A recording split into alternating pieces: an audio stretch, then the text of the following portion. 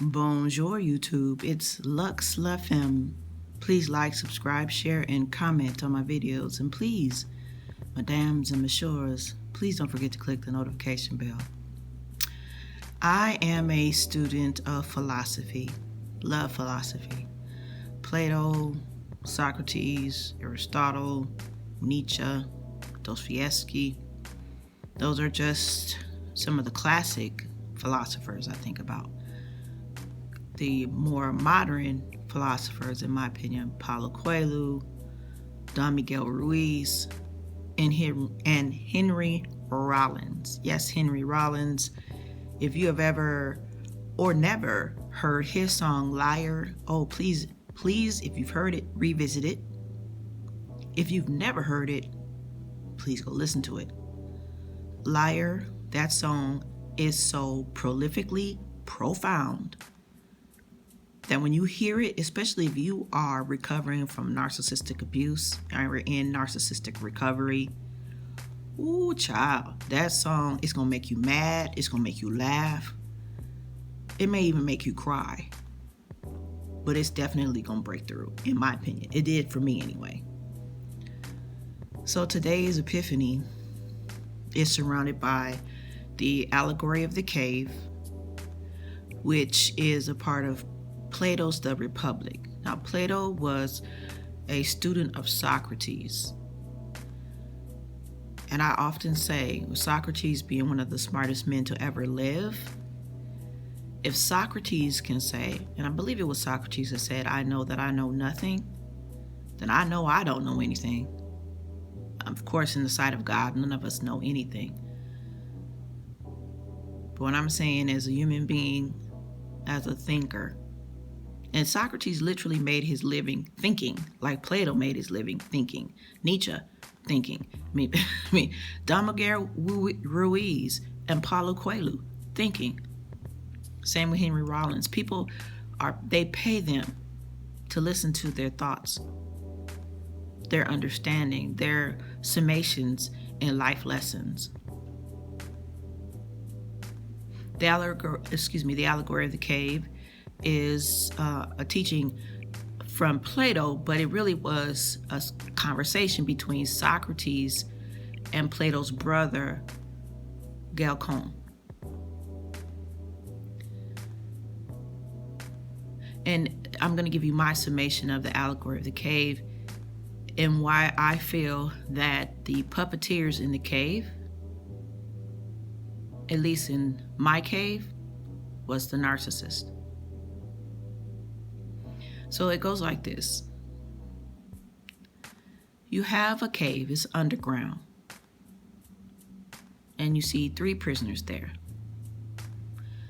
They cannot move their head left or right. They are in a sitting position. All they can see is what's in front of them. The cave is dark, but there is a light, but it's not lit enough to really see reality or see what's really happening. There are puppeteers, there's a wall that the prisoners are chained to.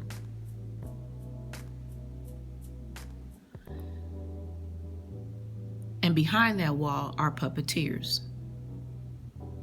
that use images or the cutouts of different shapes and sizes, different things. These people are born in this cave. They don't know anything but the cave and the shadows that play on the wall. They don't hear the puppeteer. They don't see the puppeteer. They don't see what the puppeteer is using to create these shadows. All they see are the shadows up against the wall in this dim light. One of the prisoners escapes, crawls out of the cave, and sees the sun. And says to themselves, this is the true light. This is the reality. This is the light. Now, the story goes on to say that the person who is enlightened by reality therefore has an obligation to go back into the cave to free the people in the cave. In my opinion, however, that is futile at best, dangerous to say the least. There are people that they're cool with the cave. They don't want to be freed from the cave.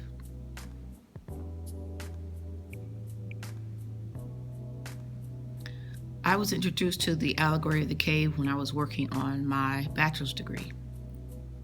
And it was very a profound revelation to me. And then not too long after that, I saw The Matrix. So you have the blue pill that'll take you back into conformity and being comfortable with where you're at in your life.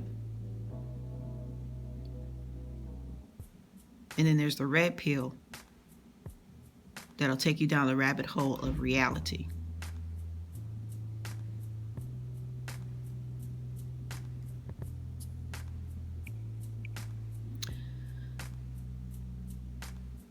Now, how I'm going to... So in the Allegory of the Cave, the puppeteer, in my opinion, is the narcissist.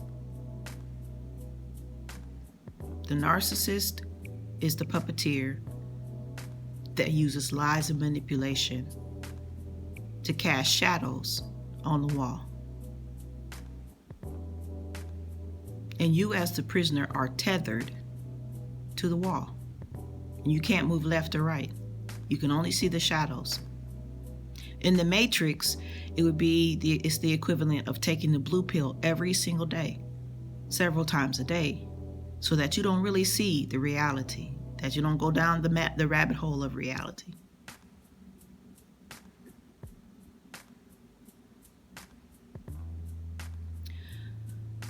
For years, I took the blue pill in this relationship with the narcissist and allowed myself to be tethered, chained in this underground cave, and was content to look at the shadows that the narcissistic puppeteer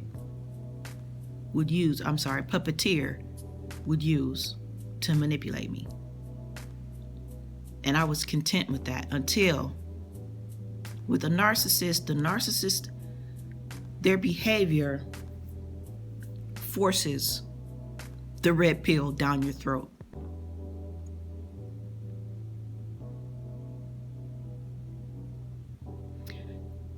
It starts the seed of doubt. When their behavior is so negative, so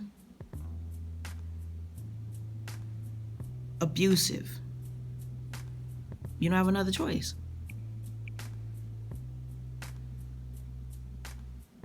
You don't have another choice.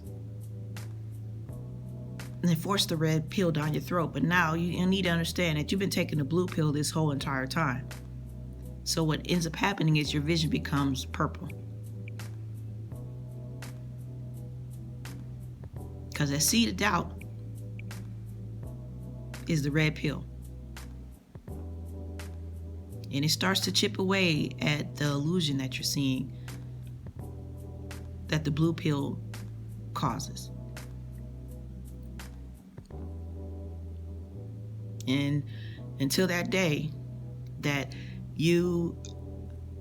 until something that narcissist does and where you're at and how you're looking at this relationship and how you're looking at your behavior and how you are determining that this is not healthy for you and you need to make a break. Well, that narcissist, in my story, the narcissist attacks me. The narcissistic puppeteer attacks me. And in their attack forces me to take the red pill.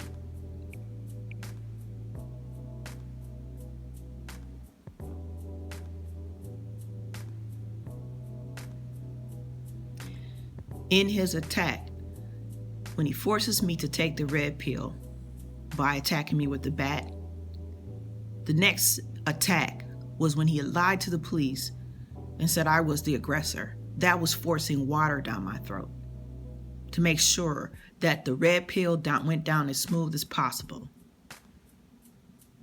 The third thing he did was he had his daughter lie on me. That closed my nose and my mouth to make sure that I had no other choice but to swallow that red pill. And swallow it I did. Swallow it I did. In that instance, I did not see purple. The blue pills that I had been taking were negated. They were neutralized by the red pill, and all I saw was red. Bright, fiery red. It would be like the equivalent of Neo waking up in he wasn't in a cocoon, but waking up in that capsule, but being forced to stay in the capsule. And he's looking around and he's seeing everything. He's like, what in the... He doesn't get up. He doesn't pull the thing out of his mouth. He has to like stay in the capsule, and he's looking around and he's acknowledging, okay, is this real? And he's trying to make a plan to get out of this capsule, because the whatever they called the machines that actually made sure of, they maintain the capsules, none of them have picked up on the fact that Neil is awake and he's taking in everything. Like, this is so not where I want to be. Neil then, in this, how I'm looking at me, in the equivalent, comparing me, he then is like, okay, I've got to figure out how to get out of here.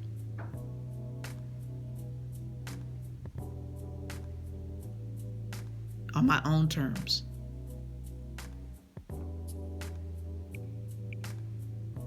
Now, while I'm still seeing red, and I know I'm skipping around from the analogy of the cave, the analogy of the Matrix, back to my reality.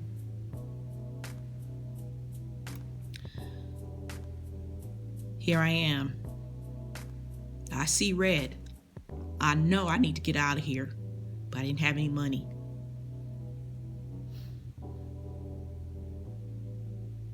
When the narcissist side supply showed up, for me, that's all the confirmation I needed. I was ready to sacrifice me being comfortable, because I was already very uncomfortable. Now I need to be even more uncomfortable, because the step is to be free. I may not have any money. If I have to sleep out of my car, so be it. Now, it so happens my mother let me stay with her for 15 days. And yeah, that was interesting. And then my sister helped me. So I still had some hotel points. I say still, but I used to be a consultant, and I had hotel points. I had enough to pay for 4 days. My sister helped me with the rest until I could find an apartment, till I could move into my apartment.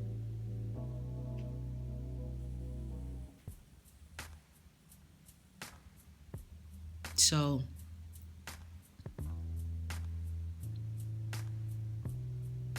ever since then, I've seen nothing but red. I'm detoxing from the blue pill, from taking it for years and years and years. And then going back to the allegory of the cave, I'm healing the wounds from being tethered around my neck, held in one place.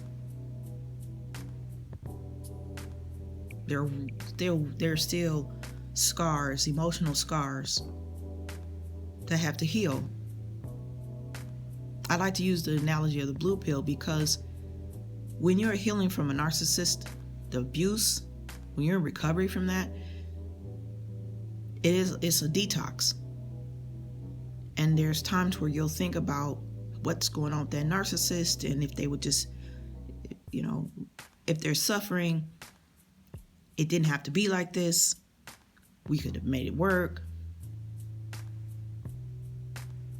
That's the detox part. That's the detox process. And the more you're by yourself, the more you'll detox. But a lot of us cannot stand to be by ourselves.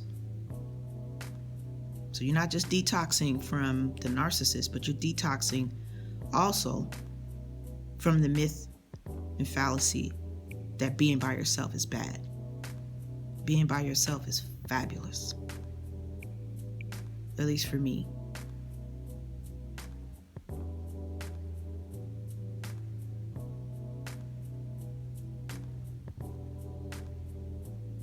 One thing I would like to leave you guys with is this. The narcissistic puppeteer in the allegory of the cave uses all these different shapes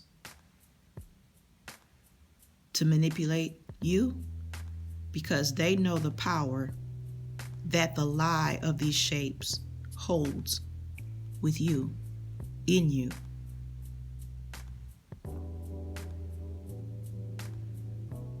We only know what we know, but they know the lie.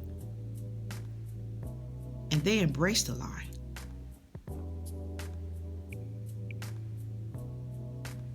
They use sleight of hand all the time to keep that lie going, to feed the lie. Once you understand that what you see is not really what's going on, you then have no other choice but to stop denying the lie. But here's the problem that I've noticed.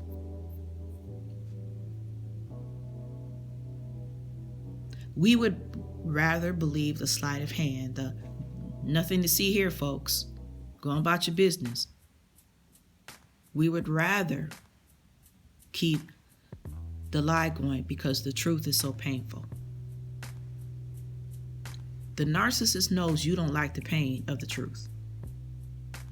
And the narcissist is more than happy to continue to feed you the lie. And the more you feed, and the more they feed you the lie, the more you feed the narcissist.